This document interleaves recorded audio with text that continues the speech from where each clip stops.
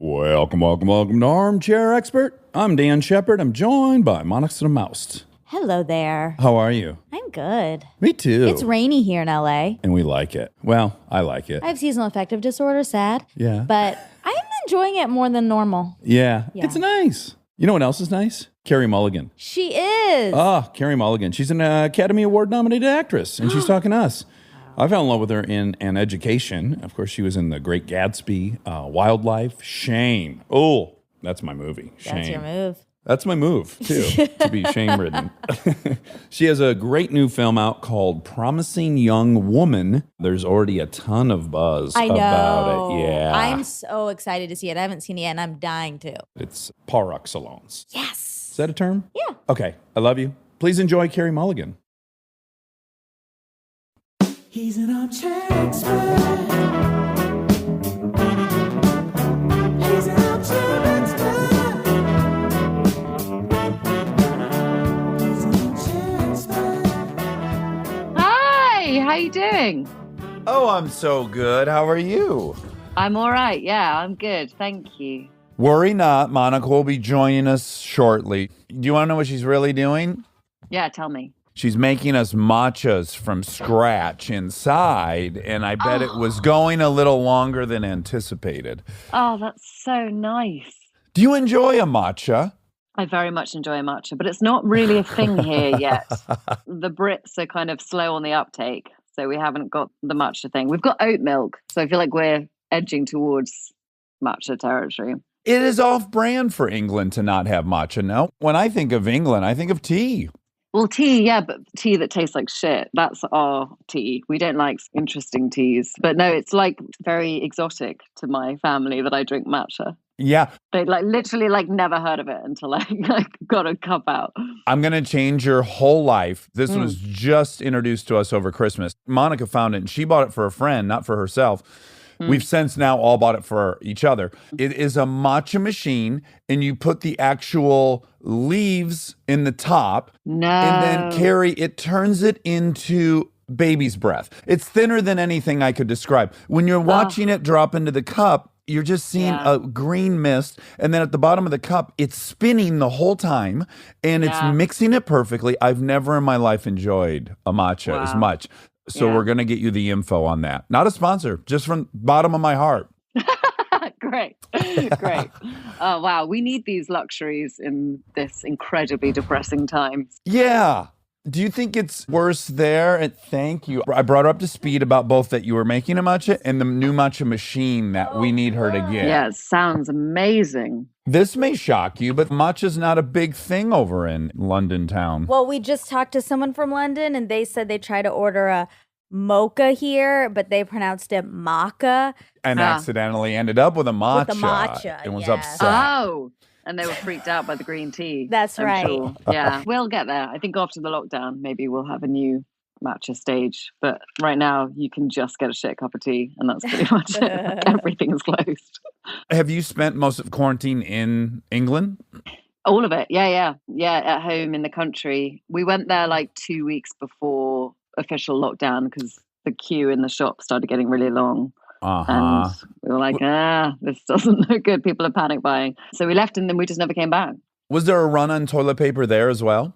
Yes. There was. Insane. Yeah. Oh. Crazy. I thought that was uniquely American. Yeah, because I never understood that. Just hop in the shower if you're out of toilet paper. You're not going anywhere. There you go. Right? Yeah, it was so weird. People went crazy. You couldn't get flour, pasta, toilet roll. Yeah. Now, flour and pasta, I kind of understand. You need to eat to survive. But again, you own a shower, hop in there and tidy up. Yeah. But that's a lot of pasta to store up. No one needs that much pasta. But yeah, I think that kind of happened again a little bit last week when they announced this last lockdown where everyone went and got toilet roll again. Now, in retrospect, do you wish you had quarantined somewhere sunny? No, we quarantined at the best time because we quarantined during lambing because where we live is a working farm. So when we got there, lambs were arriving. And so we went straight into feeding baby lambs. So it was a very good time to be in the country. And then we had this insane tropical summer where it was just hot for 6 months in England. And now it's miserable, but it was like remarkably good weather for us. So it was great. Now, you are in a slightly worse situation than my wife and I, because we have 6 and 7, but man, 3 and 5 in quarantine, and you're here. Congratulations. Yeah, thanks. I'm really proud of myself. God. Oh my God. Just reading 3 and 5 sent a spike of panic in my body. And that's in normal times when like my sister can watch the kids and I can go do something. But the idea of that age 24/7 for 11 months is really something else.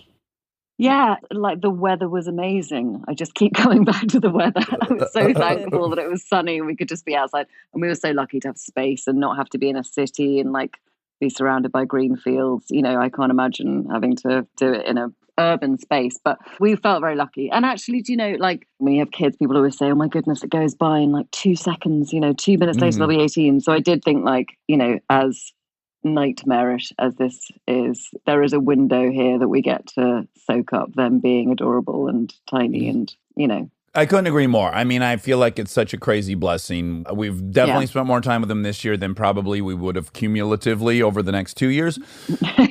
yeah. But it does have its challenges in that there's no time for you to recharge. Like all the patience required for them. Generally, you get to go on a car ride and do a little recharge. You work, you get a recharge.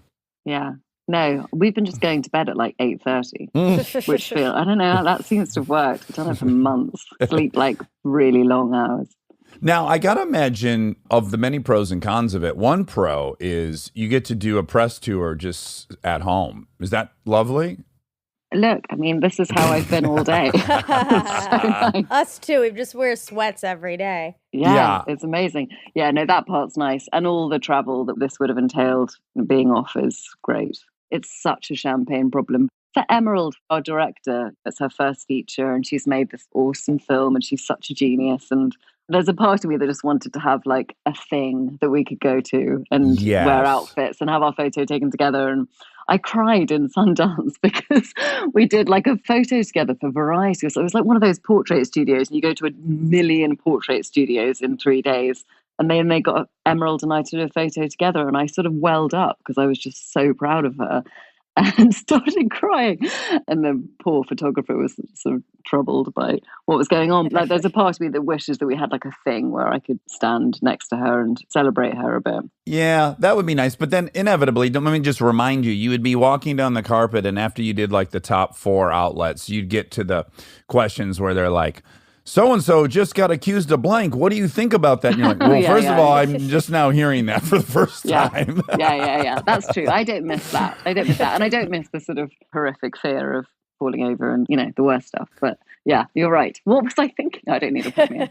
Scrap that. I cannot stand the whole trying to look handsome aspect of it. It's my least favorite part of anything. Just even opening the door where I'm going to consider how I look when I look in the mirror is just a bad endeavor for me.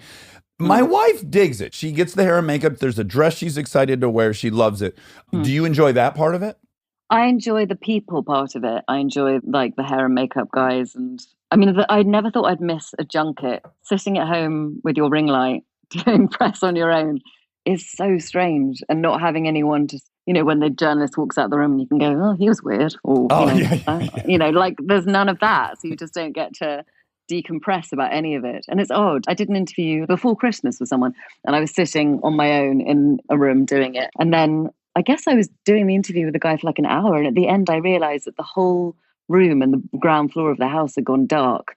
And it was just me sitting on my own with a ring light talking to this guy. And I'd kind of lost track of what I was saying. And I just felt really, so it's weird. So I miss like, I miss all the people in a junket and like the whole structure of it feels very comforting to me. That happened to us on Friday. We were interviewing a guy. He was in Barbados, and he showed us, he flipped the computer around. It was sunset in Barbados, and it was so gorgeous, and we were so envious. And then about 14 minutes later, I realized I cannot see this person anymore. And he was just in pitch black. Yeah. And then You have to act like it's normal. yeah. Oh, you've disappeared, but that's fine. Now, how far are you currently from where you grew up? A couple of hours. I was born in London. I moved to Germany when I was about 3, lived in Germany till I was 7 or 8, and then lived kind of outside of London. And then I moved back in when I started working. Were you in Dusseldorf? I was, yeah. Okay. My mother fell in love with Dusseldorf on a trip there with a lover. And then when I was 16, No way. yeah, this is the truth. And then when my I was 16, I had this great desire to drive on the Autobahn, and she had a great desire to return to Dusseldorf. So we slammed those two things together, and we went, and what a lovely place. Isn't it? It's lovely. Yes. It's on the Rhine, maybe? Is it right on the Rhine? It is, yeah. Well, we went to Hanover first. I guess we went to Dusseldorf when I was 5 or something. I went to the international school there. Yeah, it's lovely. Now, I'm super fascinated with Germans. I probably am more interested in them than any other group of folks because, well, in a nutshell, they're obsessed with poop, which I think is funny. But the level of cleanliness, organization, all that stuff, there's something unique about the culture. I was wondering if any of it rubbed off on you. I don't think so. I mean, I went to a kindergarten that was like a Rudolf Steiner kindergarten where we used to sort of wear flowers in our hair, and it was like a treat to beat the dust out of the mats that we sat on the floor. And then I went to a school in Hanover. We moved around a lot, but we were amongst expat community. We were like all of our friends were in the military or whatever. We weren't. My dad's a hotel manager, but I got questions about that. Don't you worry. Oh, about hotel? Yes. Yeah. I'm going to go right into it. So my grandparents owned this very modest roadside motel where, you can park your car right in front of the door. Colonial Motor Inn. I spent summers there, and I used to roam that place. And it was such a unique experience. Like, I'd try to take apart the ice machine. Just so many memories of being kind of turned loose in a hotel. And I wondered, did you have access to the hotel your dad managed? Yeah, we did. I mean, when we were little, we used to ride around in the laundry carts with the maids who were doing, we'd sort of sit and they'd throw all the laundry on top of us, and we'd get taken down into the big laundry room. And we used to go into rooms after people checked out and like have a look around to see if they'd left anything behind. Of course. And once we found a penknife, my brother opened it up and I tried to shut it, and I shut it onto my finger. And then we weren't allowed to go snooping in people's rooms anymore. But yeah, we kind of had a bit of free reign. It was the 80s.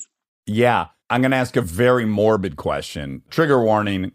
My grandmother, my sweet, sweet grandma Midge, found no less than 4 different dead bodies over their tenure of owning this hotel because, unbeknownst to me, people go to hotels to commit suicide because they don't want to ruin their home, or if they're going to They consider their home. I think they consider their family that they're going to leave the home behind to.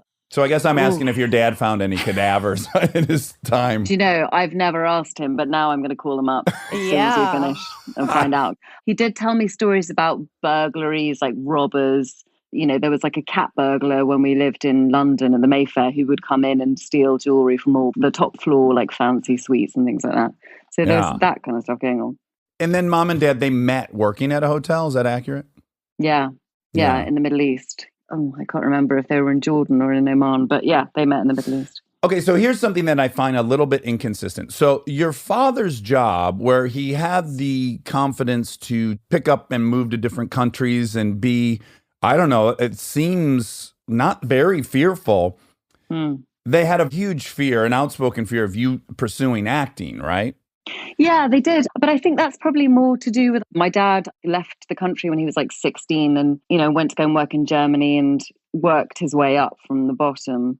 I mean, he started collecting glasses in a bar in an Intercontinental hotel. And then, he worked his way up to like running the joint. There was a sort of element of them wanting me to kind of have a full, like go to university and do all that stuff. Because, my brother was on an academic path and they just wanted me to have a safety net, not sort of put all my eggs in one basket, which I get, but at the time it felt like torture. But they also seem adventurous. I mean, I understand he chose a profession you can start at the bottom, work your way up, and maybe he wanted that for you. But at the same time, there is an element of like romance and adventure to want to go. Totally. I mean, both of them. My mum came from like a tiny town in Wales and ended up working in the Middle East in hotels.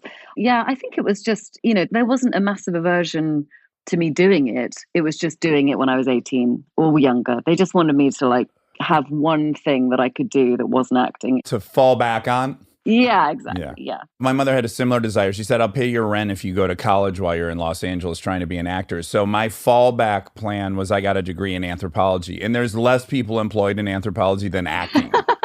Yeah, great. Yeah, I didn't have a fallback. That's the problem. There was nothing else I could have really done, which is the thing that I always say to people, like, 18-year-olds leaving school will write to me and say, I want to act and my parents aren't, and I know you were in this position, so what would you advise? And my advice, when I have responded, is like, just if there's literally anything else you could think you could be good at or be happy doing, like, do that. Don't do this. Okay, interesting. So when I read your history, one is I know that you went to a Kenneth Branagh play and then you wrote him a letter. Yeah. Oh, wow. I was, a real geek. Well, yeah, first of all, I was like, I've never written a letter like that. That's where we differ there a little bit. And then I guess his sister answered and said, if that's what you want to do, go for it, right? But then you asked Julian Fellows, who was like lecturing at your school or something. And he said, do not. Well, yeah, he said, have a very good fallback option. But it was him and his wife who introduced me to the casting director's assistant of Pride and Prejudice, who auditioned me for Pride and Prejudice, and that was my first job. So they did facilitate me meeting the person who ended up giving me my first job. So I owe them a huge amount. But he did tell me to marry a banker. Yeah. Well, when I read the Kenneth response, I was like, oh, that's nice. I guess that's what I should say. And then when I read the Fellows one, I was like, well, that's kind of mean. But then I'm so delighted to hear that you've taken the Fellows approach where you're like, yeah, probably don't do it. I think so. I mean, I just think that if I could think of something else that I could have done that would have made me happy, I would have, I just think that the stars that had to align for me to be able to get that one job that then meant that I got the next one and the next one, it was just so remarkable. And I knew so many actors, particularly in my 20s, that were just incredibly talented and could not get a job for love nor money. And I just think there is a huge amount of luck required, and you just don't want to be struggling nightmare. You could steal my advice because I don't really want to encourage anyone to ruin their life, but I just say, if you want to do it, buy a Honda, because you're not going to want to have repair bills. It might take a very long time. It's true. Yeah.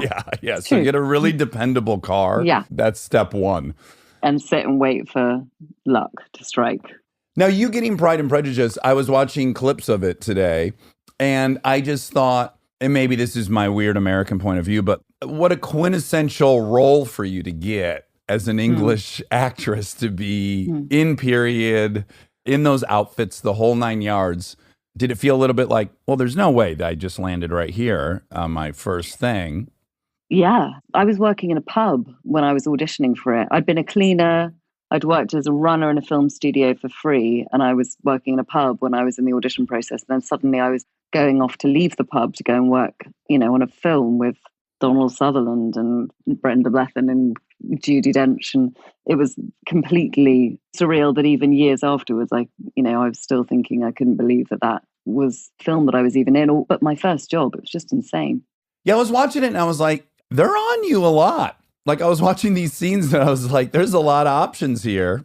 But I remember doing a scene, one of the first scenes that we shot was a scene with Judi Dench, and I had really visceral dreams about working with Judi Dench when I was about 14. And I was such a nerd. I remember waking up from having a dream where I was working with Judi Dench and realizing that it was just a dream and being like genuinely emotional, that it wasn't real. And then all of a sudden I was 18 and I was in an actual scene with her. And I remember Joe Wright, the director, coming up to me after the first take of this scene where she kind of comes into the house and wakes us all up and we're all standing as a family, terrified of her. And he came over to me after the first take and said, "What are you doing?" And I was like, oh, what do you mean? He said, "You've got to actually move your face. You've got to react to her being there. You've got to do something." And I was just standing there like, couldn't get over it. When I was going through all the stuff you have done today, so much of it exists in a movie industry that I'm so fearful is going away. The fact that you can go from that and you can end up in an education and get nominated for that, and then you can take some time, and then you can, through being so great, you can kind of plot out a future. And I'm wondering, or I fear that the 20-year-old Carey Mulligan today, like, I don't know what that looks like. Do you think about that at all? How much it's changed? Or maybe do you feel like it hasn't? No, I think it has. I don't know what I would have done if it was all happening now. I think it would be totally different.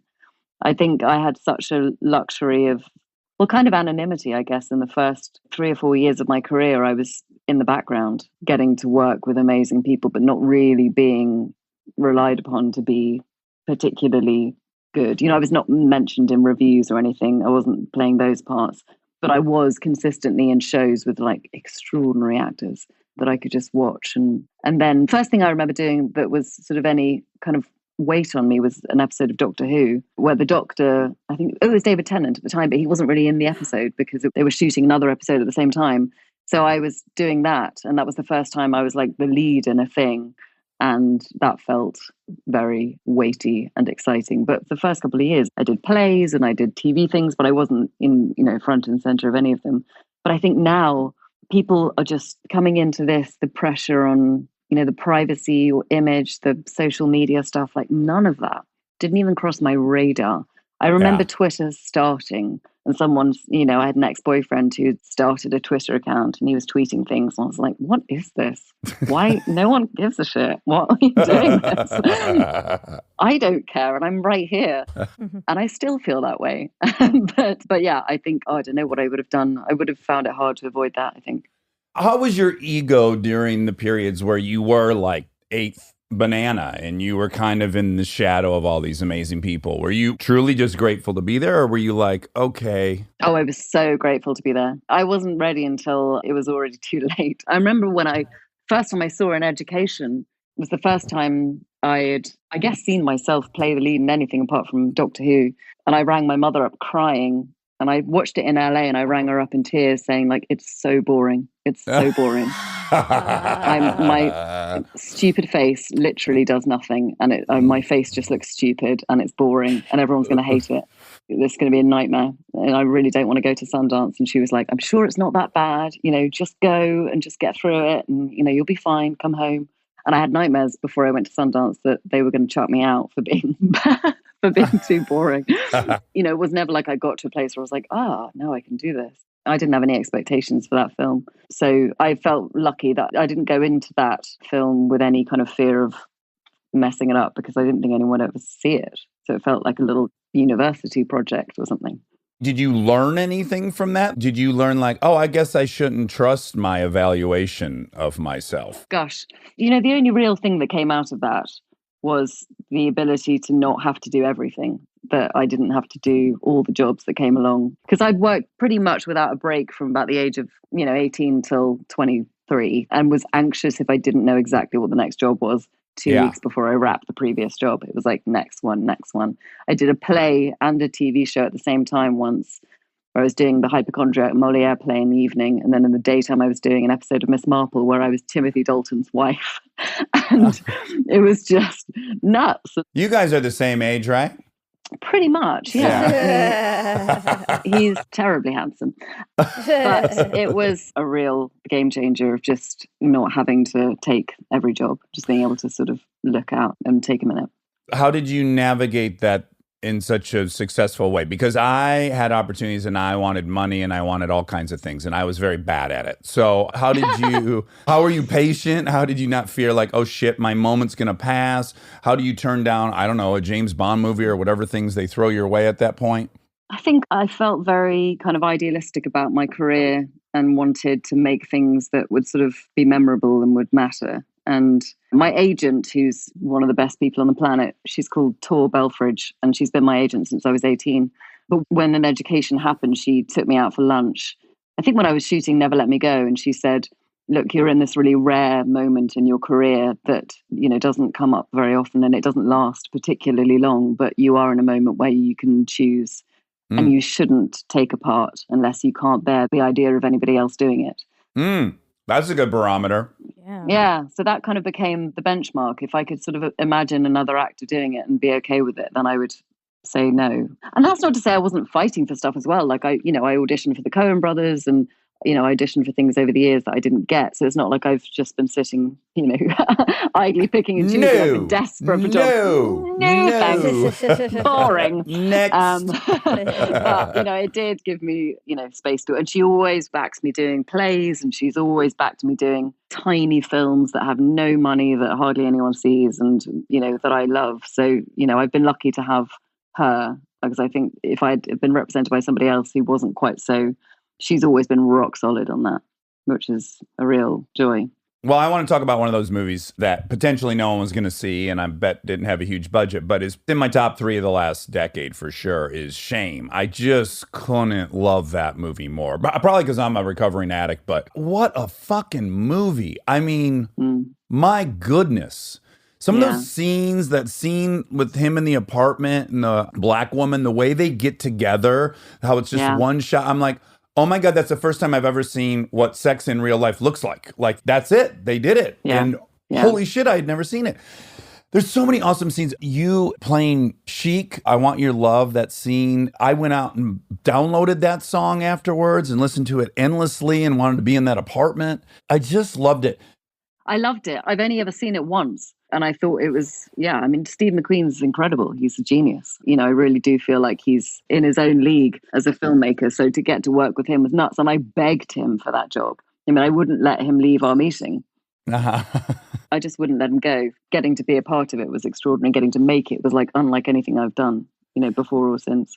I would also imagine, and I would just be guessing, but no, I had one experience like this, but the takes are so long. Like the takes are so long, it's just wide so often.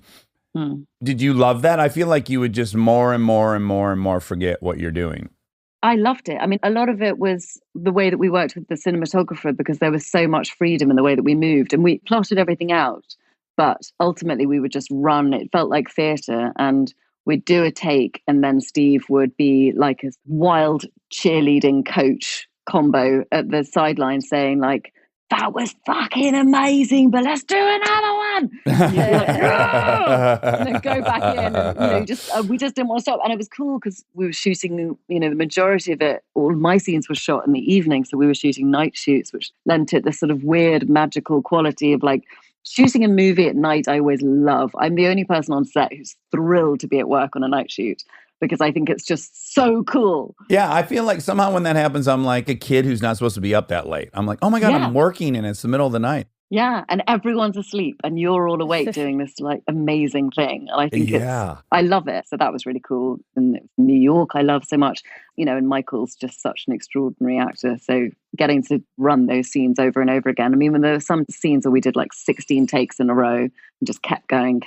And it was amazing. Oh, had you sang before that on camera or in a play? Were you a singer prior to that? No, I wasn't. No. I kind of grew up wanting to be a musical theatre actor. That was my dream. I came to New York when I was about 14 and I saw the Sam Mendes Studio 54 cabaret back the first time round. And I was like, that's it. That's what I want to do. And then quickly realized that I didn't have a good enough singing voice. So I changed course and was like, oh, just acting. I'll just do acting. And I can't dance. So I didn't pursue that dream, but it was, I'd sung in choirs and stuff. So I was kind of comfortable holding a tune. But that was truly one of the scariest things I've done, which seems mad. I was less nervous to be naked on camera than I was to sing that song. I mean, being completely naked always made sense to me from the moment I read the script. And I'm incredibly prudish. I don't even like wearing a swimming costume.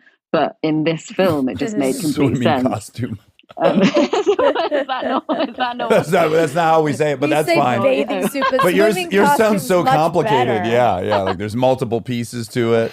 Where's my hat? Where's my swimming costume hat? I would rather make love to a camel on camera than have to do what you did, because not only did you sing, it's a very long kind of oneer. So it's like, you're not going to be able to hide. Like there's no tactical approach. You're like, no, I got to sing this fucking song the whole way through. Yeah. And if I shit the bed on this part, I don't know how we do it, right? So there was no safety net. It scared the shit out of me watching you because I can't sing. Yeah, no, it scared the shit out of me. And I loved that about it. And I remember at the end of that, we did 4 or 5 takes. And then Steve came up to me afterwards and said, okay, now just sing like 2 lines of another song, because you can't have just sung one song and we need you to finish that set and walk over to the table and sit down with the boys. And I said, okay, great. What song do you want me to sing? And he was like, oh, I don't know. It can't be any song that's ever been written. You've got to make it up because we can't get the rights to anything. He was like, so just make it up. Sure. I was like, Steve, I don't know how to make up a song. I can barely sing. And he was like, well, you're an artist, aren't you? You're an artist. You said you're a fucking artist, so make up a song. And I was like, oh, God. But so perfectly him. And yeah, and then so I just like said some nonsense about a rose something. Is that in there? Your fake song? I can't remember, but I think there's maybe 2 words and then people start clapping, you know. Okay. So maybe my last 2 words are my fake song. I'm going to have to give it a rewatch so that I can see what your improv song What I came up with in my it's like some horrible drama school exercise. You've successfully put the expectations very low. So I think anything I hear will be... sound beautiful. Don't go back and it'll be terrible. But yeah. Stay tuned for more Armchair Expert, if you dare.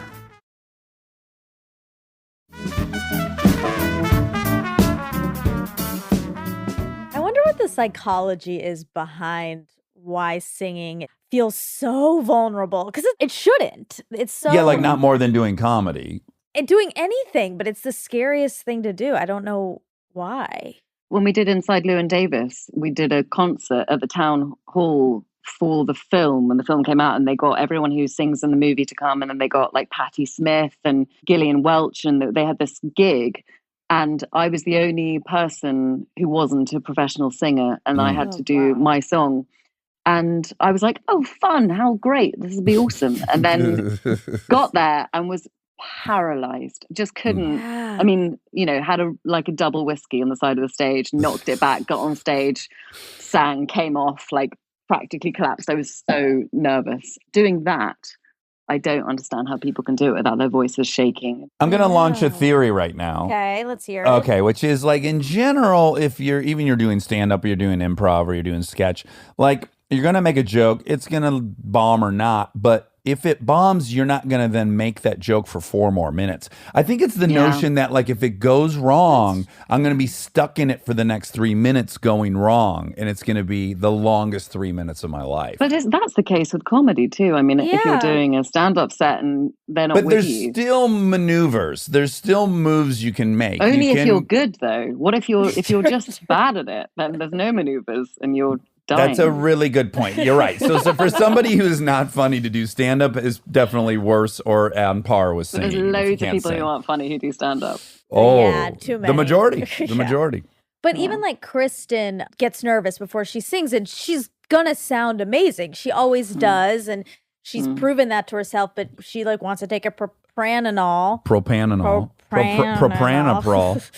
Before she sings, even when we did like the Christmas special for us. And I was like, oh my God, there's just something about it that feels like you're sharing like your insides. Yeah. I don't know why, but yeah. It's almost like being judged by your face, because it's like, okay, here's the sound of my voice. Feel free to hate it or love it. Yeah. I think it's also worse with your loved ones, like doing anything. I don't know. I'd rather like 200 strangers than my family and my best friends. This was one of my friend's biggest complaints while I was doing stand-up for a few years. They're like, why aren't you inviting me to the show? And I'm like, because I only want to do it for strangers. I can adopt a fake thing that I can buy into, but if you're there, I'll stop buying into it. Yeah, 100%. Would people come see the plays you were in? Were you comfortable inviting them? No, I wasn't comfortable. I would say this is my one experience of trying to be funny, was a monologue I did. Oh God, that sounds terrible. It wasn't just a comedy, but I did a monologue called Girls and Boys in 2018, which was like 90 minutes of this woman telling the story of her life. And I'm so sorry. Hold on. Your monologue was 90 minutes? Yeah.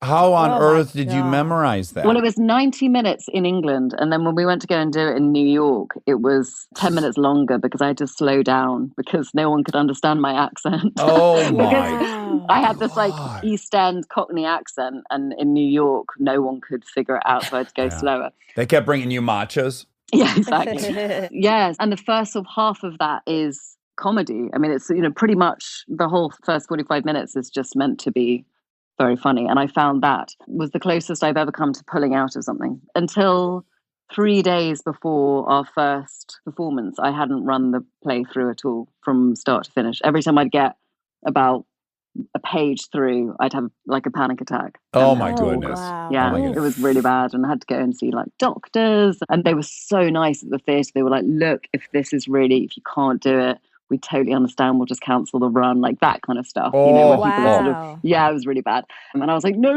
I think I can do it. I mean, it was Did just, you try propanol? yeah, I did. Yeah, Okay, yeah. good. Did it help a bunch? Yeah. It People helped. love It was it. amazing. I loved it. I did it for the first like maybe 5 shows, and then I didn't need it anymore, but I still use it for talk shows because I'm terrible on talk shows, and that it helps Yeah. me a lot.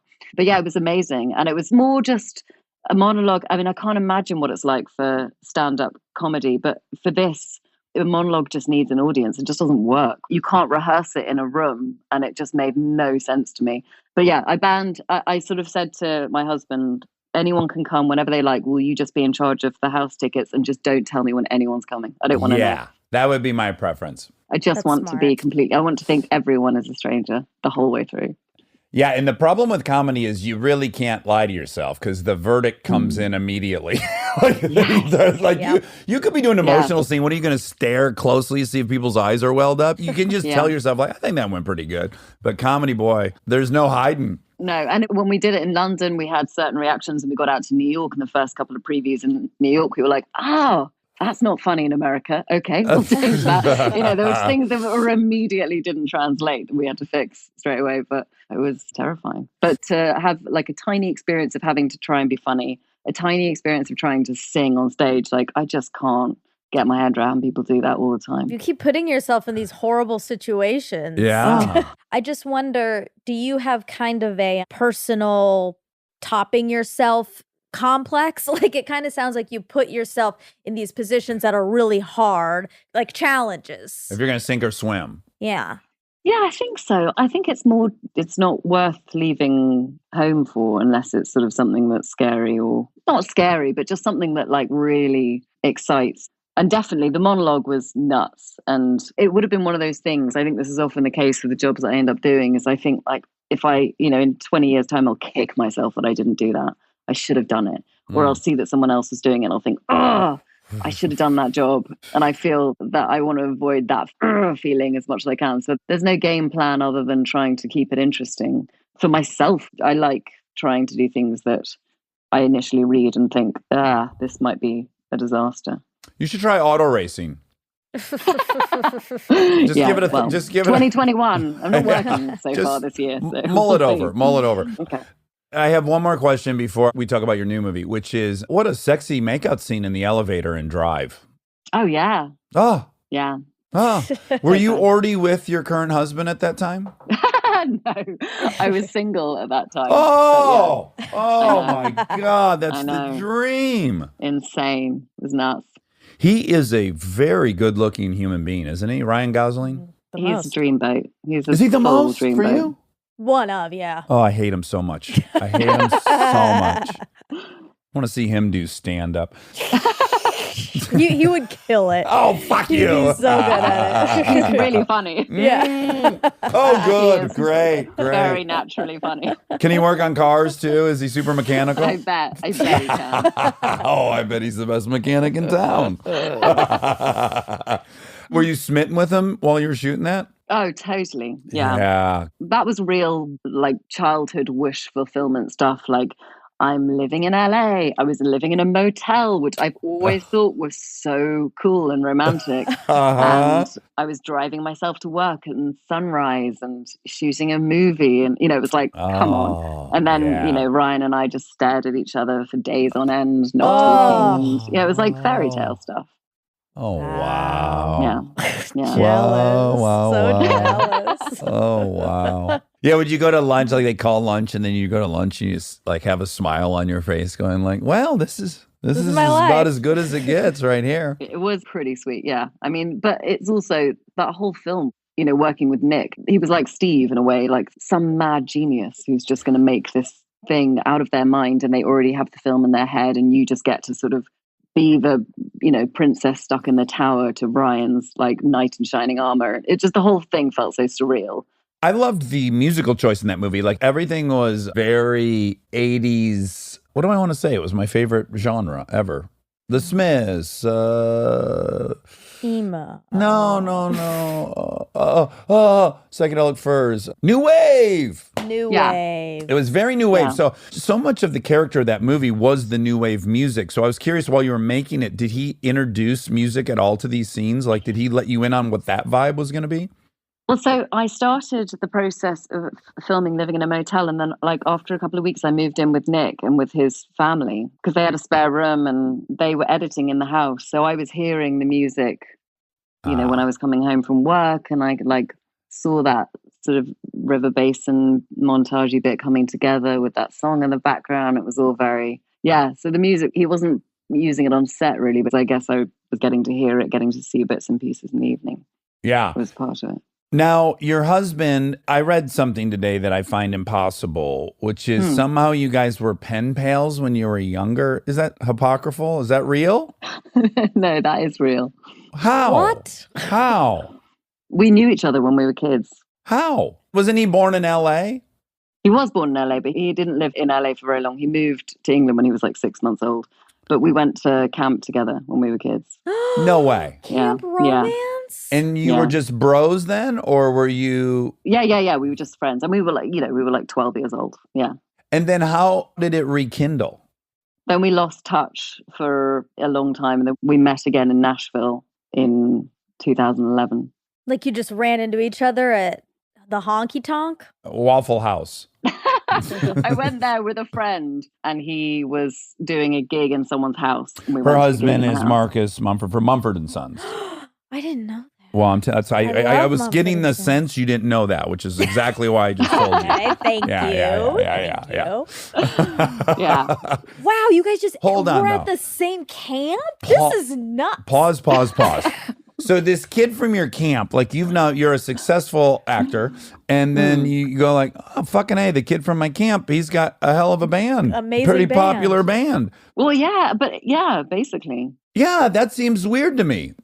Yeah, well, I guess I wasn't totally aware of them because they weren't.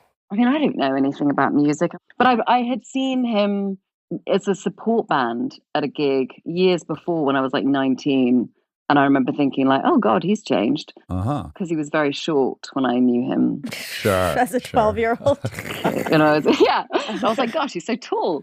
But yes, then we sort of connected on like Facebook, but never actually, so we met properly in person again in 2011. But then it was like the week before he played the Grammys with Bob Dylan and did that thing. And then, the whole sort of thing started for them in America. You got in the ground floor, but like with a sliver of time, just a nick of time. Exactly. Yeah. Yeah, because post-Grammy performance, he's got time for nobody, probably. Well, exactly. I would have just looked like a gold digger, wouldn't I?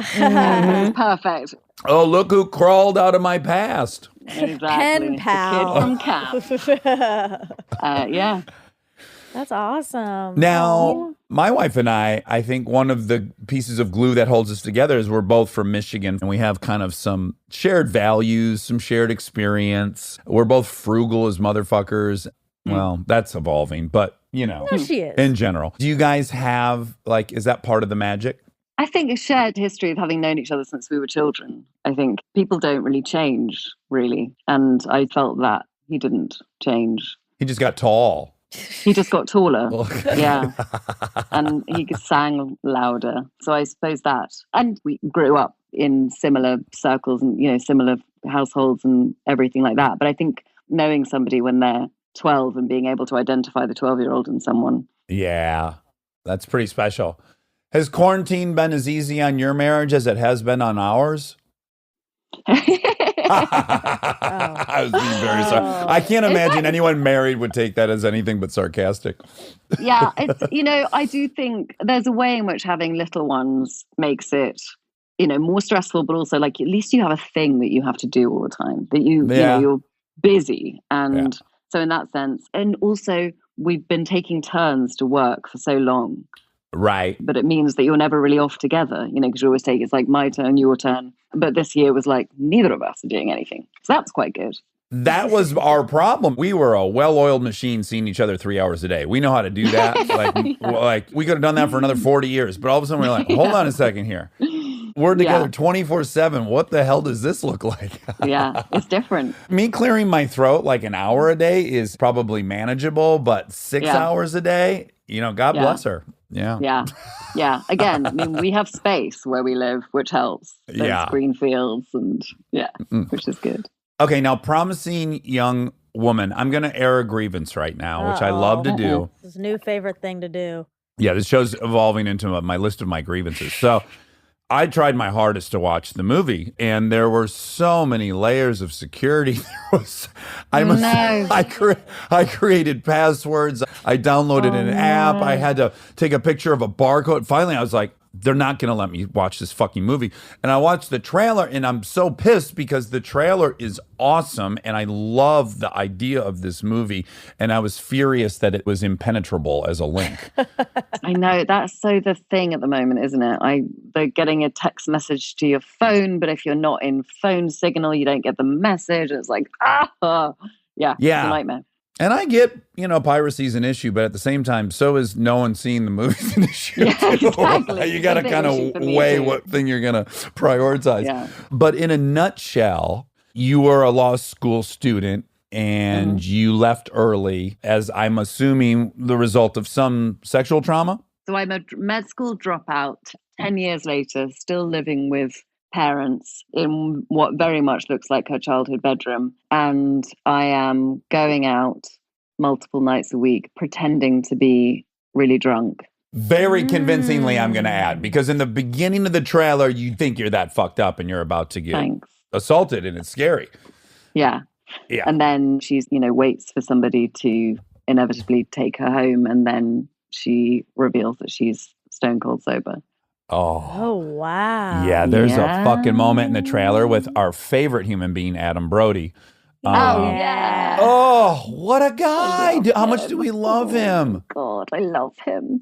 He's so brilliant in the film as well. But there's a moment where he keeps going, don't worry, don't worry, don't worry. And she keeps going, no, I don't want to do this or that. And he goes down between her legs and she just pops up and looks him dead in the face and said, what are you doing? I probably got the dialogue wrong, but it's something like that. That's right? it. Oh my God. I was like, oh, this is exciting. Yeah, it's a twist on a revenge movie. Yeah. It was Emerald Fennell who wrote it and directed it. She wanted to write a revenge movie that felt like what she would actually do. And she's a Killing Eve director? She was the showrunner on the second season of Killing Eve. Wow. Yeah. That's awesome. And an actress. I mean, she plays Camilla in The Crown. Uh-oh. You just hit Monica right between the eyes. So into The Crown. Obviously, I've been wanting to talk to you about The Crown since we the whole got time. on It's here. all you want to talk, right? Yeah, everyone who's English, I have to ask about The Crown. And what do you feel about the royals? What do you feel about the royals? I love the royals. I have not seen the latest season of The Crown. It's good. It's really good. I've seen everything else, and I thought it was brilliant, but I haven't seen this one yet. I've been watching Bridgerton. What have you been watching? That's great too. I haven't seen it yet. Bridgerton? Yeah, that's the Shonda Rhimes show on Netflix that people are into. Okay. Yeah. There's an English show we're consuming right now that we love, Happy Valley. Have you seen that? Oh, no, I haven't, but it's meant to be amazing. Oh, yeah, I've it's heard Happy Valley's fantastic. incredible. We love it. And then your movie, of course, reminds me of our favorite show of last year, which was I May Destroy You. Did you watch that? Oh, my God. Yes, it's amazing. She's incredible. That woman is a tour de force. A force of nature. I couldn't stop watching that show, but I also could barely. I was watching it from behind my pillow. Exactly. I couldn't, but I couldn't stop watching it. I watched the whole thing in 2 days. Yeah, she's extraordinary, Michaela Cole. She's unreal, brilliant. Definitely looking at similar stuff in our film. Yeah, yeah. I'm so happy there are these more and more of these female perspective stories. Yeah, and even in the trailer, they hit on, Chris Lowell's in it, by the way. I saw he was maybe the perpetrator of I don't know. That's what I'm gathering. Who knows? We'll see. Gonna have to see it. Yeah, Chris is amazing. We were so excited for him to be in the film. The cool thing about it is that actually none of these people were in for longer than 2 or 3 days of filming. So we had Molly Shannon, Jennifer Coolidge, Connie Britton, Adam Brody, and Chris Lowell and Sam Richardson, and they were all coming in for a day, and doing their thing and then going. Isn't that fun for you to here's your smorgasbord of super talented people that are going to come in and crush for a day, and you're going to get to watch. Yeah, It was nuts. Also, incredibly difficult to come into a film, particularly one like ours, which has a very particular tone because it is a dark comedy, but it's a really dark comedy. You know, to come in and do a day, because to come in and do a day on anything is a nightmare. That's my worst nightmare. Couldn't agree more. Done it before, and it's just it's so nerve wracking, and meeting the crew and trying to like understand the dynamics of everything. But everyone was just. It was insane. Like every day, Emerald and I would be at the monitor afterwards, just completely in awe. I mean, we just had the most. Alison Brie is like so brilliant in the film. And she was on the first day of filming. She was in the first scene. She just came in and crushed it. So amazing. It's so cool. Awesome. She's Camilla on the Crown. She's showrunning and directing and writing. God, I like her. And she's written novels. She's written multiple novels. I know. And she has a world record for high jump. Yeah. And she has written the new book for the new Andrew Lloyd Webber musical, Cinderella. Oh, my really? God. I know. It's kind of annoying doing press with her, honestly. I hope she has no life. Does she have no life? I can hope. No, she's got like the best life. Oh, yeah. Wow. Like amazing friends, and she's a complete delight. I know. She's a dependable friend, you're saying. You can count on her. Yeah. What a jerk. Generous? Is she generous? Oh, I mean, the most generous. The most. She'd give you the shirt off her back. She really would. Now, when you do a movie like this, or you do a movie like Shame, do you consider like, do I want to take on this topic, me personally, or do you go like, you know what, that's the director's topic, or that's the writer's topic, and I'm here to facilitate that? Like, do you distance yourself from that, or do you take it on? I think I distance myself from it when I'm making it, and then I think inevitably you end up taking it on. Well, you end up having to defend it in press and stuff, right? Yeah. Particularly, I think, as a woman, you become a spokesperson for whatever issue the film is dealing with, which is fine. And I think it happens very often with female characters or with female-driven stories. There always has to be some reason why the story was told, or some very sort of specific catalyst for it, or some, much deeper meaning, which of course with Promising there is, but also it's a revenge movie. It's really fun. And it's funny and it's dark. Like, is everyone inching towards asking you if you've been attacked? Is that what they're doing in interviews? Yeah. Like Somebody actually did ask me that. Someone asked me if I'd been. And so it's that kind of stuff where, you're just like, we made a movie, man. It's so cool. And if anything, all these different Fleabag, I May Destroy You, there's so much great stuff right now. Your movie. What everyone should be recognizing at this moment is that to be a woman on planet Earth, you have the fucking experience. You know what I'm saying? Like, I don't really probably need to find out what specifically or what 8 specific things happened to you or to Monica. Like, it's becoming pretty clear, I think. This is the female experience. Yeah, it's not. It doesn't require someone's unique experience to tell the story, to be honest. It's not a unique experience. That's the thing. I mean, it feels very much like these are things that we've been talking about amongst ourselves for years, and now finally it's kind of a global conversation, or more so than it was. But and I do think there's a reason why the film, in some sense, is sparking all these conversations. That is intentional. It is meant to question some of the things that we've become so used to in our culture. There's nothing really in Promising Young Woman that isn't in a bro comedy in the last 20 years, where a guy tries to find the most drunk girl he can at a party and loses virginity to her, or there's a million stories like that. We're just looking at it through a different angle. There's a sense of responsibility when you're talking about things that are really sensitive, and and our people's real life experience. There's nothing in this film that is unusual or that we haven't heard about, and that's what's so tragic, is that it's all very commonplace stuff that we're dealing with, but it's also horrific. This is too much of an admission, but when I was watching it, I'm shedding misogyny. I'm not there at all. And I catch myself all the time going like, oh, yeah, that's flawed thinking. So when I was watching the trailer, I had the thought like, oh, this feels like entrapment to these guys. Like, I literally was pursuing this thought of like, God, that's entrapment a little bit to these guys. And then I was like, entrapping them to take someone home and start hooking up with them when they're inebriated. Like, but I had to go through the thing, because my first kind of thought was like, what poor guy who thinks he's met a girl that likes him. And then I was like, no. I'm like clouded. It's Yeah, weird. but then so there's also characters in the film like Alison Brie's character Madison, who's she's complicit in a totally different way. She's rationalizing the behavior of people that she was with because they're her friends, and actually it's really hard if somebody accuses somebody you love and like. It's Yeah. very easy if we accuse people that we don't like and are kind of horrible people, but if someone accuses one of your loved ones, it's hard. There's no answers in the film, which is what I love. And there are lots and lots of questions. And, there's a lot of stuff going on in there that is tricky stuff. And so I felt it a little bit when I was signing on to the project and then not at all when we were making it. And then in the releasing of it, you feel, thank God, not my experience, but it is a lot of people's experience. And you want to handle that carefully and respectfully. I stumbled across an interview with you during the Shame Press where, it's clearly a junket. You're clearly on interview 63, and this guy, like, very clumsily asks you if your relationship with Fassbender is incest. And, like, the whole thing is so fucking awkward. Oh, no. What did I say?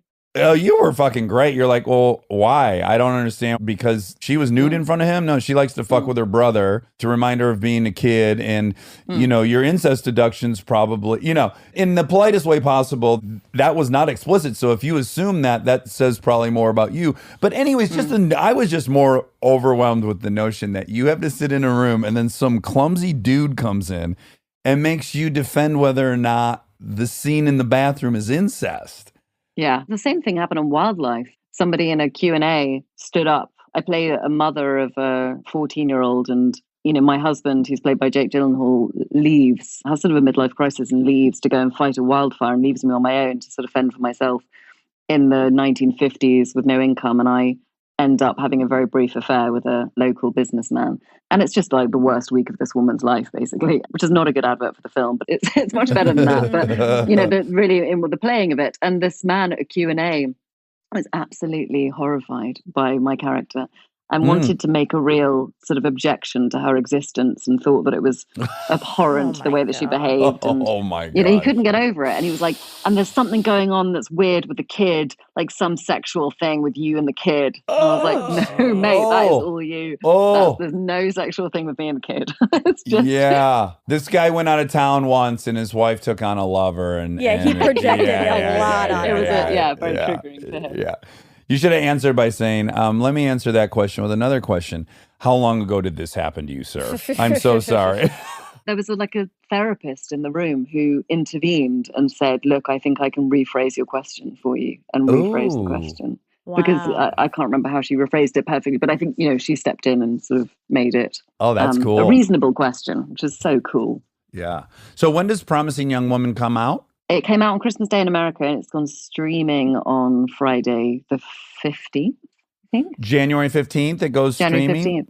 I'm going to stream it because I I'm really, so really excited. want. Maybe that was Universal's ultimate goals. They're like, we know he's going to want to watch this and he'll pay for it. So let's give him so many hurdles that he can't watch it for free. So actually, good job. Good job. It's a good test. Yeah. Yeah, I failed it, but they ultimately will get $15 or whatever it is. We win. So Yeah. Well, Carey, I didn't say it at the beginning, but I think you're phenomenally talented. I love, love, love seeing you in things. Thank you. I'm really excited to see Promising Young Woman. We hope you get a matcha machine. Oh my goodness. I do too. I'm going to look it up. It'll change your life. You guys are going to fly directly to Nashville and reignite that fire that burned so bright 12 years ago. It's going to do everything for you. Oh my goodness. I'm changing this offer.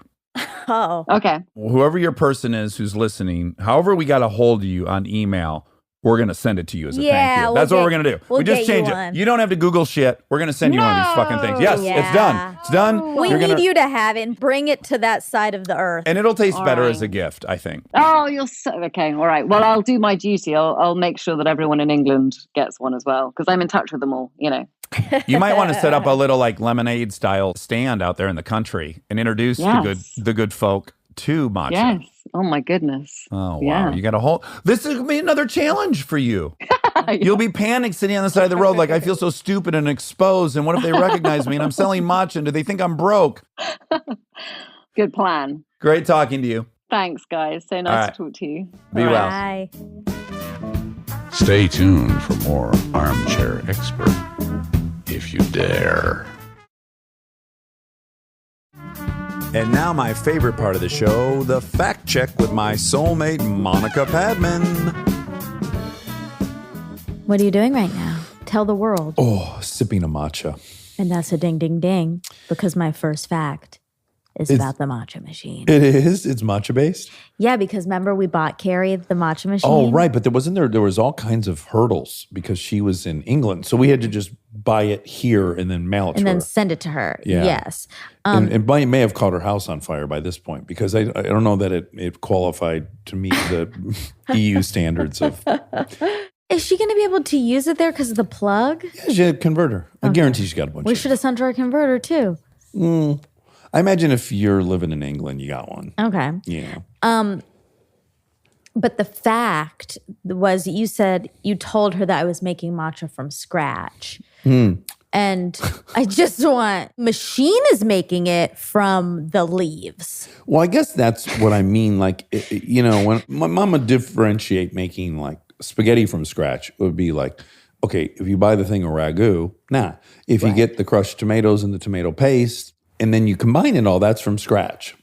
Yeah. So the fact that it's raw leaves and not the powder, That's true. that's why I was calling it scratch. I get that. I'm just like, I didn't take the leaves and like muddle them up into a paste and then add the water.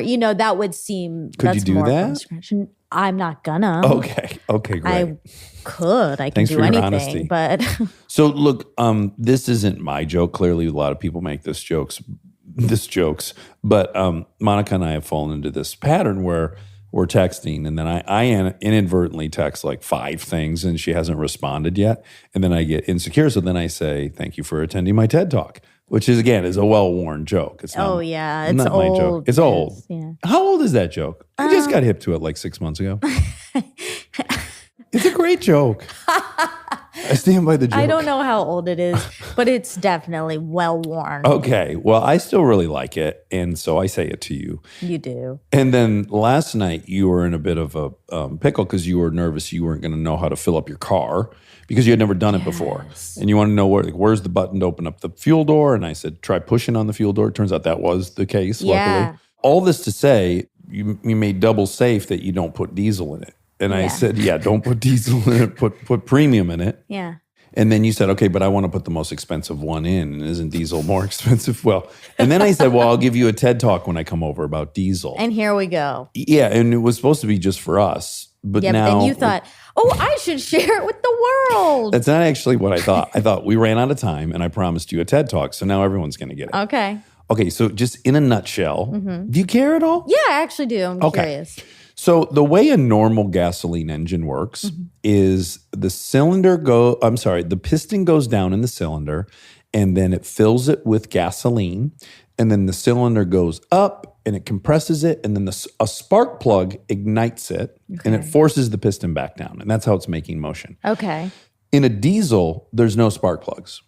So there are glow plugs to get it going initially, but the compression is so fierce inside of a diesel engine that just that much pressure as it compresses the gas will cause it to explode on its own without any spark. But also diesel burns dirtier. And so there are little elements in there that can also spark the explosion. The fuel itself can perpetuate the explosion. Got it. So diesel isn't better gas. It's not as good of gas, really. Oh. But it has a different power curve. And then back to the octane thing. So what's interesting is you would imagine that like 91 octane is more explosive than 87 octane. But what I've been told, maybe someone will correct me on this in the comments, but it actually explodes slower. So 91 explodes slower, which gives a longer bit of thrust to that piston. Because the explosion's lasting longer. Okay. I'm glad I stopped in. Yeah. I learned something new. I definitely didn't know any of that stuff. But if you put diesel in an unleaded car, you're fucked. Okay. Yeah, that's really good to will know. damage the engine. Don't do that. No. So does the more expensive unleaded, is that actually better for the environment? Please say yes. Well, I will say this, generally speaking, all things being equal, if you fill a car up with 87 versus 91, you will get slightly better gas mileage with 91. So in that respect, you're using less fuel.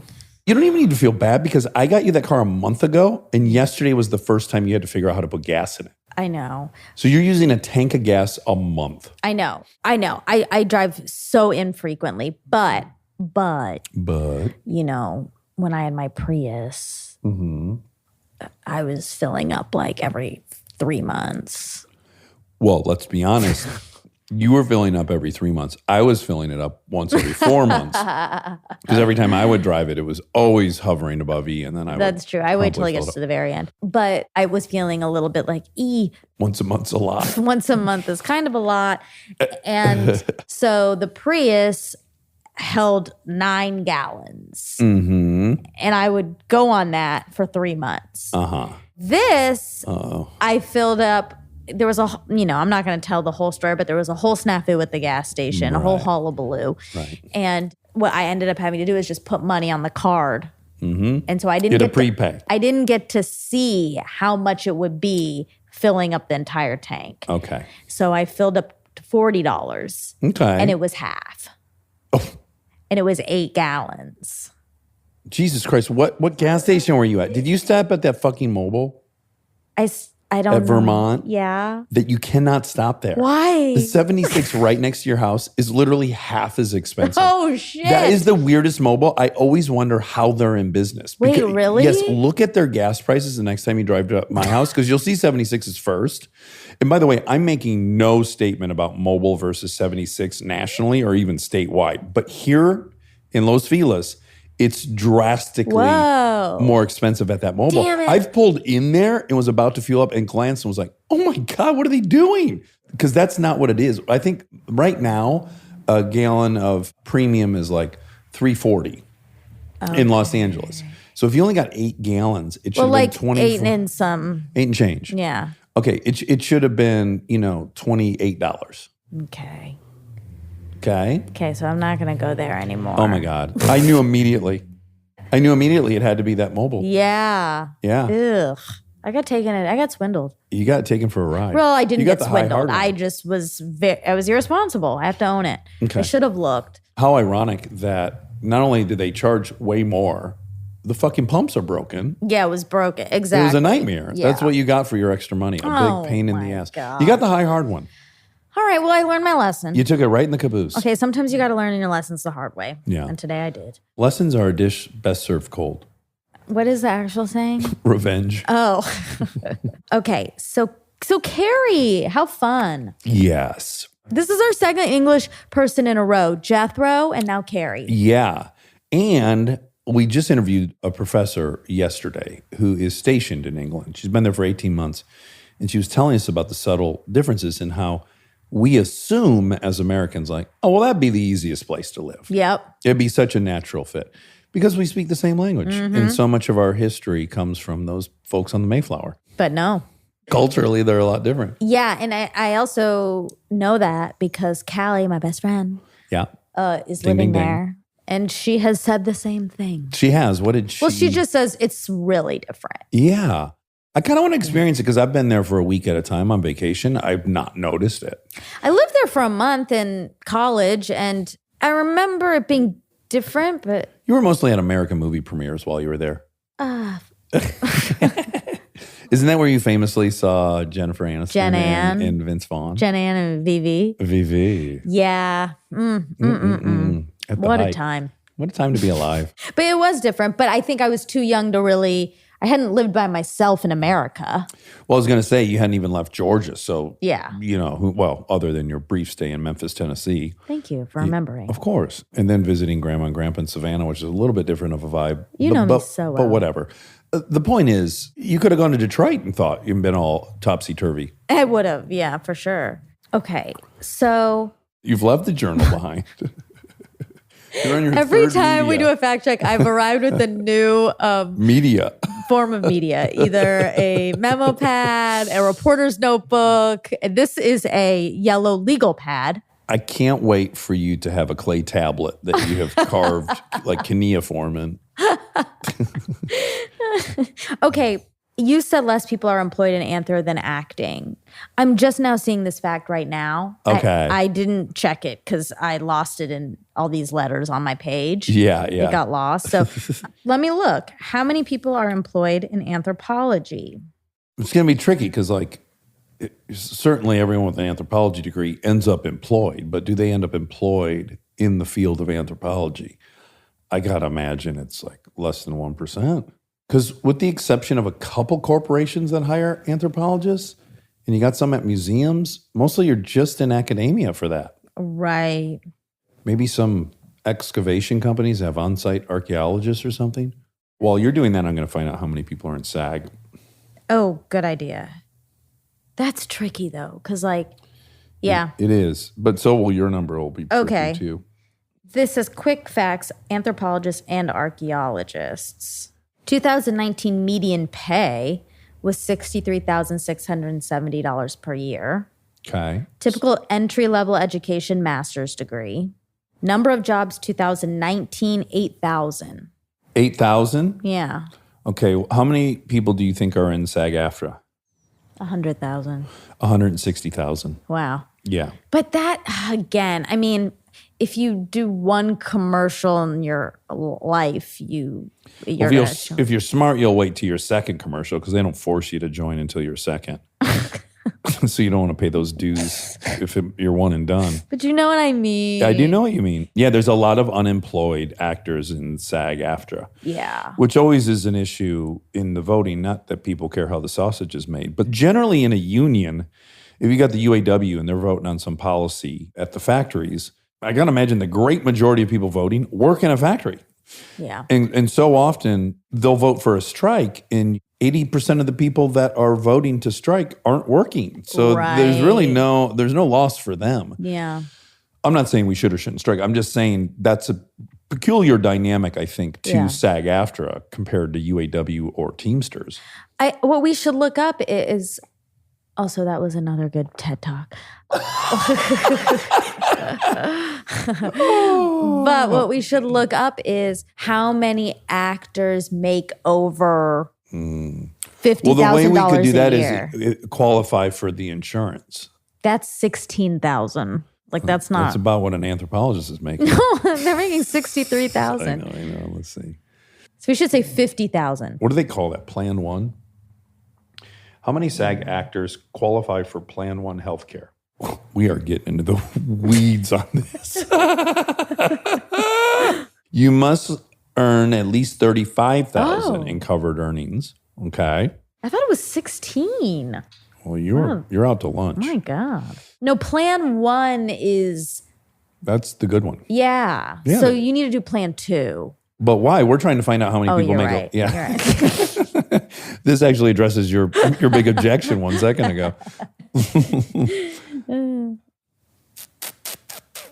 I am not calling them to ask because I've had a lot of conversations with them over the years and it is tough. Well, fucking 8,500 people signed a petition to change the Plan 1. So that lets me know there's more than 8,500 people on it. Oh, okay. Then that kind of answers, because if it was 8,000 doesn't sound right. I'm going to be honest. I can't fully trust this site that I pulled that number from, but sure. Okay. Okay, so we'll say you're right. Okay, so I just want to clarify in case anyone heard it. She mentions David Tennant, and I do a really small gasp. And that's because of Broadchurch. I've been watching it, and I love it so much. Very small gasp. And he's in it, and he's incredible. Which person does he play? The main guy. The main detective. Yeah. Donnie Latimer. God, he's good. Donnie Latimer. Don't you love how often they say Donnie Latimer? Yeah, it's mainly him. Yeah. So you made a joke that Carey and Timothy Dalton were the same age because they're clearly it's not. Obvious. Yeah. And Carey's 35 and Timothy Dalton is 74.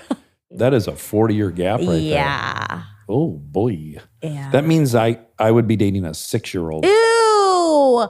Yuck. I don't like putting it in that term. terms. You'd be dating a -7-year-old. Oh my God. Ew. Oh, wow. Okay.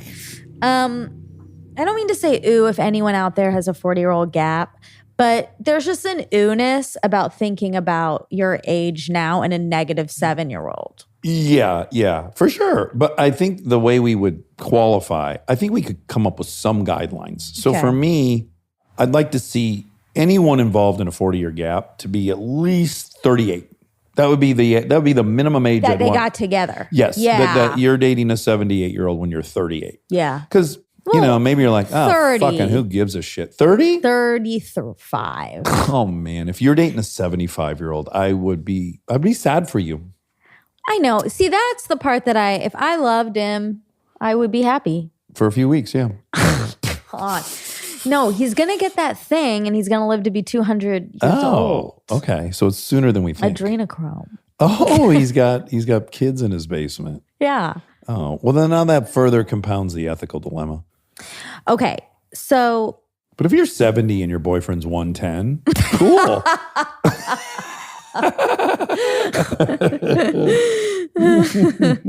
oh, it's so silly. We were having a hard time pronouncing this word, and it is propanolol. It is? Yes. It's not propanol. No, and I thought it was too. Yeah, it sounded so right when you said it. I wanted it to be right, but it's propranolol. I almost need to take propranolol to pronounce it correctly. I Because know. I'm panicking Well, now. the person who taught me this takes it. Okay, propranolol. No, propranolol. Oh my gosh. It's really hard. Boy, do they name medications. Well, I was just thinking this because I just picked up 2 prescriptions. He was like, "What are the names of them?" And I had to hold up the tube. Yeah. Because I could not say it. Of course not. Can I try to, I wouldn't be able to do it, but can I try to find the spelling of Xeljanz, my arthritis medicine? And it's an X. Fucking listen to this. XELJANZ. This would be a 1,000,000-point word in Scrabble. Yeah. You got an X, a J, and a Z. And for some reason, the X is Zal. It's not. Are you sure know. it's not Zell? Okay, Xeljanz. Does that make you feel Wait, better? is it Jen or AN? JAN. Oh, Xeljanz. Yeah, that's crazy. But honestly, there's somebody in the consumer affairs said, you know what people are going to have an easy time saying at the pharmacy and spelling and searching on the internet? Xeljanz. Yeah, I don't What's get the it. fucking- I don't. There must be an actual reason. That An We don't know. explanation. Yeah. Maybe it stands for stuff. Like, you know how COVID stands for coronavirus? Why are medications weird? Terrible search. My seizure medication is levetiracetam. What? Levetiracetam. Love it or leave it, Tam? Someone in pharmacology can tell us. One of our armchairies can. Okay, but I did find an article here. Ugh. You don't want to know it? Another TED Talk. Oh, geez. All right. All right, is it interesting? Can I just read you a couple of the names that are out there? Sure. In Civic with a K, Adcetris, Yeah, etc. Yervoy, Vilbreed with a Y, Zytiga, Exgaiva. No. Fuck these people. There's a reason so many drug names look so weird. A good drug name is supposed to check lots of boxes. It should be easy for doctors to spell accurately. Well, fail. When they scribble it down on a prescription pad, it should be memorable. It should be used in every country around the world without triggering some cultural confusion or sensitivity. It ought to be consistent with the science or clinical application that distinguish the product through years of development. Yet the brand name shouldn't be so geeky that it's obtuse for patients, but fail. Ideally, you want it to trigger some relevant connection to your product. That's not an explanation. Some of that makes sense. The writing it down and needing that to look of a certain way kind of makes sense to me. Well, it does say the FDA is getting particularly tough, rejecting about 4 out of every 10 name proposals because it wants to avoid medication mix-ups. Yeah, Oh, exactly. Classic mix-up. Yeah. Although if you name That's a bad mix-up. I hope I get something. No. Okay. No. Oh, okay. I'm going to do a fact and you're not going to like it. And I did not check this fact. So Be mad at Laura, is that what you're yes, saying? so you can be mad at Laura. And this is very on brand for her to write something like this. She said, Dax asked if the story of Carey and Mumford being pen pals was apocryphal. But I think he meant to use the word apocryphal, which means basically that a story or account is dubious and probably not true. I do say apocryphal instead of apocryphal, and I know it's apocryphal. Yeah, I've added an H. She's dead right. I use it a lot too. I know. I heard you use it after I read this, and I was like, oh no, and I'm going to have to tell him. Yeah, hypocriphal would imply some kind of hypocrisy. Yes. Yeah. Is it apocryphal? I'll nail it. Yeah. I just wanted to tell you because I also know that you strive to be better. Yeah. Mm-hmm. And because Laura did it and I didn't do it. Yeah. And that's why I take Zaldjians to help with that. Wait, really? No, that's for arthritis. Oh. And I don't take it very often. You were describing something and you said blah, blah, blah, and a black woman. Oh, you were talking about one of the movies. Movie scenes. He was in this with a black woman. And when I heard it, when I was editing, I was like, I think I should take that out. And I started to take it out. And then I was like, why am I taking this out? It's almost like color blindness. Yeah, you know what I mean? To be like, why do you have to say black woman? You should just say woman. But also like, no, she's a black woman. Like you can say that. So I'm just confessing that I've come around on that. Oh, okay. And I've learned that, because I kind of used to be on that side a lot of like, you don't need to qualify. And I still think in certain cases. Absolutely. If you go like, oh, I bumped into two guys at 7-Eleven who had a car for sale. You don't need to say, I bumped into two black guys who had a car for sale. Yeah. But if you're describing something in an effort to recount that person's memory, it is a completely relevant detail. Yeah. And to pretend it's not is that stupid colorblind thing. Yeah, exactly. I think. Yeah, I think you're right. Yeah, and actually this is a tease, I guess I'll say. But Kristen and I have a little side project for Armchair that we're under Armchair that we're doing. I'm super excited for you guys. You came up with an awesome idea, which was Shattered Glass, to celebrate some of the women who have been gangsters. And we interviewed a person, and that person was awesome and said, you should say black person, Indian person, whatever. She's like, but like say white person too. Yeah. You could just no one's saying take it away, but just do make it equal in the way you're describing. I agree. And I liked that. Anyway, so I've turned a corner and I wanted to make that known. Oh, well, welcome. Do people know, right, that you are not only can play black, but should play black? Do they know that? It's so great. But you went down to Florida in a nutshell, and you were very young, and a friend of a friend knew a casting director. Very young. I just graduated high school.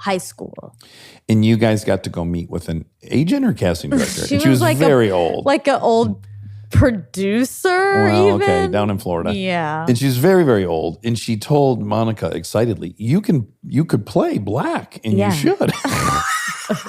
Well, I added, and you should. I added that. She didn't say that, but she was encouraging me to explore all the colors of the rainbow because I could.